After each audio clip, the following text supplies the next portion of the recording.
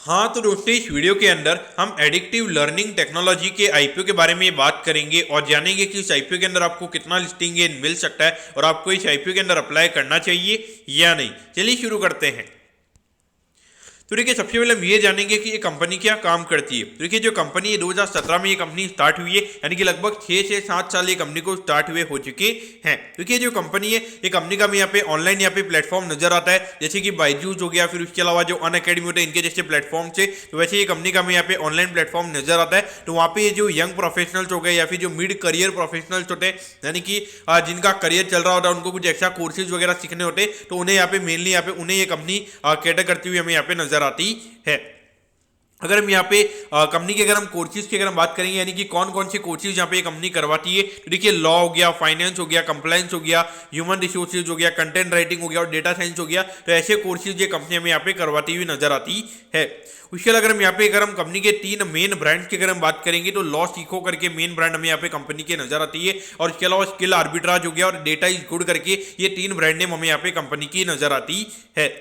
उसके अलावा अगर हम देखेंगे तो यहाँ पे जो 3 एग्जाम होते हैं, कनाडा बार एग्जाम हो गया, यूके सॉलिसिटर क्वालिफिकेशन एग्जाम हो गया, इसके अलावा कैलिफोर्निया बार एग्जाम हो गया। तो ये जो 3 मेन एग्जाम्स होते हैं, तो इसकी मेन जो कोर्सेज होते हैं वो ये कंपनी हमें ये जो कंपनी है ये अपने प्लेटफॉर्म पे हमें यहाँ पे प्रिपेयर करवाती हुई नजर आती है। और कहीं ना कहीं देखा जाए तो इसके अंदर ये कंपनी हमें लीडर पोजीशन पे हमें यहाँ पे नजर आती है। उसके अलावा अगर हम यहाँ पे कंपनी के टोटल फुल टाइम एम्प्लॉइज की अगर हम बात करेंगे, तो यहाँ पे 145 हमें यहाँ पे कंपनी के फुल टाइम एम्प्लॉइज हमें यहाँ पे नजर आते हैं। और उसके अलावा अगर हम प्रोफेशनल्स वगैरह को अगर हम मिला के अगर हम बात करेंगे, तो 444 यहाँ पे कंपनी के हमें टोटल प्रोफेशनल्स और एम्प्लॉइज मिला के हमें यहाँ पे टोटल इतने जने ये कंपनी के अंदर काम करते हुए नजर आते हैं। अब अगर हम यहाँ पे ऑब्जेक्टिव की अगर हम बात करेंगे, यानी कि जो कंपनी को यहाँ पे फंड रेज करना है, तो उसको यहाँ पे कंपनी कैसे यूटिलाइज करेगी, तो देखिए यहाँ पे कंपनी को कुछ ये जो कंपनी का जो एरिया, यानी कि जो ये टेक्नोलॉजी प्लेटफॉर्म है, यानी कि जो एजुकेशनल टेक्नोलॉजी प्लेटफॉर्म है, तो इससे रिगार्डिंग जो कंपनी है इनको यहाँ पे कंपनी को एक्वायर करना है, तो उससे रिगार्डिंग यहाँ पे कंपनी का आईपीओ में आता हुआ नजर आ रहा है। तो यहाँ पे जिस कंपनी को यहाँ पे कंपनी एक्वायर करेगी, तो उससे रिगार्डिंग यहाँ पे जो कंपनी का एक्सपेंसिव लगेंगे, तो वो भी कंपनी में यहाँ पे इसी से यूटिलाइज करती हुई नजर आएगी। और इसके अलावा यहाँ पे कुछ कंपनी को टेक्नोलॉजी के अंदर कुछ कंपनी को एक्सपेंसिव यहाँ पे कुछ खर्चा यहाँ पे कंपनी को लगेगा, तो उससे रिगार्डिंग यहाँ पे कंपनी का आईपीओ में आता हुआ नजर आ रहा है। और कुछ यहाँ पे कंपनी में और नए कोर्सेज यहाँ पे डेवलप करती हुई नजर आएगी, तो उससे रिगार्डिंग भी यहाँ पे कंपनी का आईपीओ में आता हुआ नजर आ रहा है। और अगर एट दी एंड अगर हम देखेंगे, तो यहाँ पे जो कोर्सेज वगैरह कंपनी के हैं, तो उसको यहाँ पे कुछ कंपनी उसके रिगार्डिंग कुछ मार्केटिंग वगैरह कंपनी करेगी, तो उसके रिगार्डिंग यहाँ पे कंपनी का आईपीओ में आता हुआ नजर आ रहा है। तो कहने के देखा जाए तो यहाँ पे बहुत चीजें यहाँ पे कंपनी करने की कोशिश करेगी। तो डेफिनेटली अगर कोई और कंपनी को अगर कंपनी एक्वायर करती है, तो आने वाले टाइम पे एक नया रेवेन्यू सोर्स हमें यहाँ पे बनता हुआ नजर आ सकता है। और अगर कंपनी से जिस एरिया में, यानी कि जो मेन अगर हम देखेंगे, तो लॉ से रिगार्डिंग ये कंपनी हमें कोर्सेज करवाती हुई नजर आती है, तो उस रिगार्डिंग अगर और कोई कंपनी अगर ये कंपनी एक्वायर करती है, वहाँ पे कहीं ना कहीं एक अच्छा रेवेन्यू ग्रोथ कंपनी का हमें आता हुआ नजर आ सकता है। अब अगर हम यहाँ पे कंपनी के प्रमोटर्स की अगर हम बात करेंगे, तो देखिए रामानुज मुखर्जी हमें यहाँ पे कंपनी के प्रमोटर नजर आते हैं, और उसके अलावा अभ्युदय सुनील अग्रवाल जी हमें यहाँ पे ये दोनों कंपनी के प्रमोटर नजर आते हैं।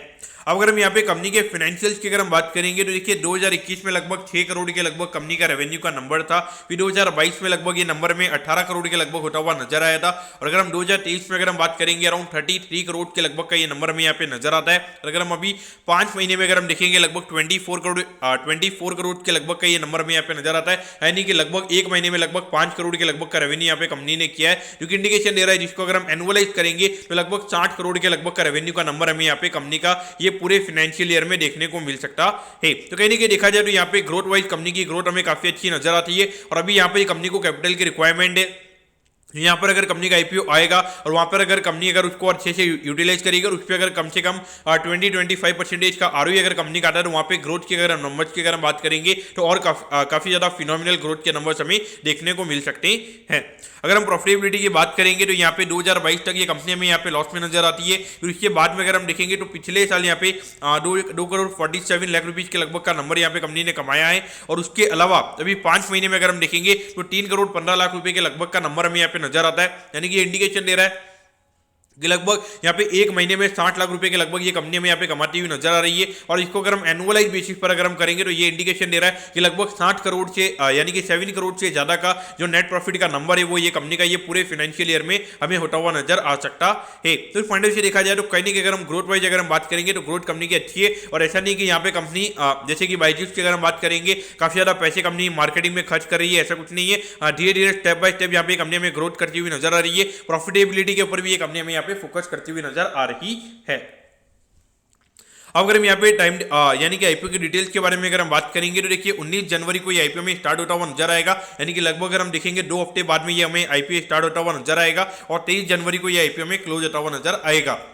और यहाँ पे 140 रुपीज के कट ऑफ प्राइस पे ये कंपनी हमें शेयर देती हुई नजर आ रही है। 1000 शेयर्स का हमें यहाँ पे लॉट नजर आता है, यानी कि एक लॉट को अप्लाई करने के लिए यहाँ पे 1,40,000 रुपए आपको यहाँ पे लगने वाली है। अगर हम इश्यू साइज की अगर हम बात करेंगे तो देखिए 60 करोड़ 16 लाख रुपीज के लगभग का आईपीओ में यहाँ पे नजर आता है, जिसमें अगर हम रिटेल कोटा की अगर हम बात करेंगे अराउंड 35% के लगभग का रिटेल कोटा में यहाँ पे कंपनी का नजर आता है, यानी कि लगभग 20 से 21 करोड़ के लगभग का रिटेल कोटा में यहाँ पे कंपनी का नजर आता है।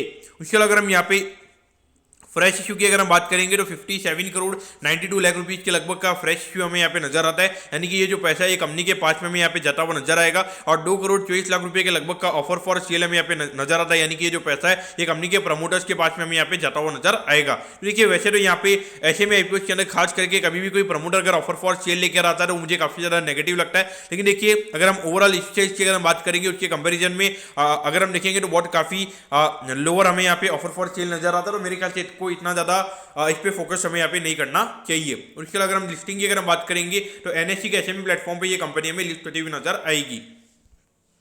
अब अगर हम टाइम टेबल के बारे में अगर हम बात करेंगे तो देखिए 24 तारीख को आपको पता चल जाएगा कि आपको अलॉटमेंट मिला ही, यानी कि अलॉटमेंट नहीं मिलता है तो 25 को रिफंड मिल जाएगा, 25 को आपके डीमैट अकाउंट में शेयर आ जाएंगे अगर आपको अलॉटमेंट मिलता है। और 29 जनवरी को ये कंपनी हमें लिस्ट होती हुई नजर आएगी।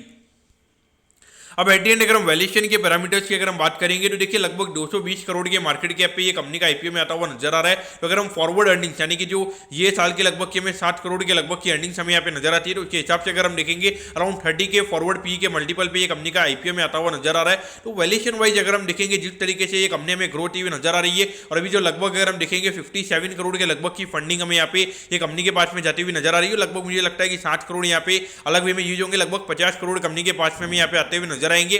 तो इस पॉइंट से देखा जाए तो जब अगर इस पे आने वाले 2-3 साल में अगर कंपनी इसका 20% का आरओई अगर कंपनी करती है और वहाँ पे एक्स्ट्रा 10 करोड़ के लगभग का प्रॉफिट का नंबर अगर कंपनी का आता है तो उसके हिसाब से अगर हम देखेंगे तो वैल्यूएशन वाइज मेरे ख्याल से जिस तरीके से ग्रोथ ये कंपनी कर रही है तो वहाँ पे वैल्यूएशन मेरे ख्याल से जस्टिफाइड मुझे यहाँ पे नजर आता है। और अगर हम देखेंगे ये यहाँ पे 50% का क्यूआईबी कोटा भी है, ऐसा नहीं कि पूरा 50% रिटेल 50% एचए नहीं है, ऐसा भी नहीं है। तो उस पॉइंट ऑफ व्यू से देखा जाए तो ऑल ओवर मुझे लगता है कि कंपनी ठीक ठाक मुझे यहाँ पे नजर आती है। लिस्टिंग इनके पॉइंट ऑफ व्यू से मुझे लगता है कि यहाँ पे अच्छा परफॉर्म करनी चाहिए।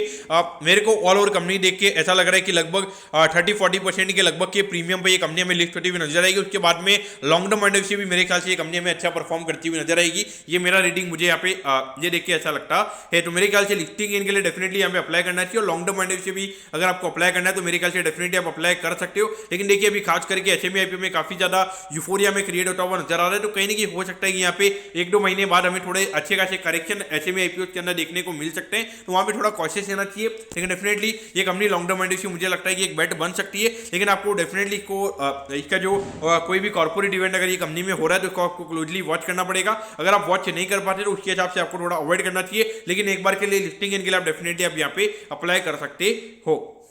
दोस्तों मैं कहता हूँ कि आपको यहाँ पे लॉ सीखो यानी कि जो एडिक्टेड लर्निंग टेक्नोलॉजी के आईपीओ के बारे में आपको सब कुछ समझ में आ गया होगा। अगर आपकी कोई भी क्वेरीज है आप कमेंट कीजिए, मैं जरूर आपके कमेंट पर रिप्लाई करूंगा। ओके दोस्तों, thank you, have a nice day.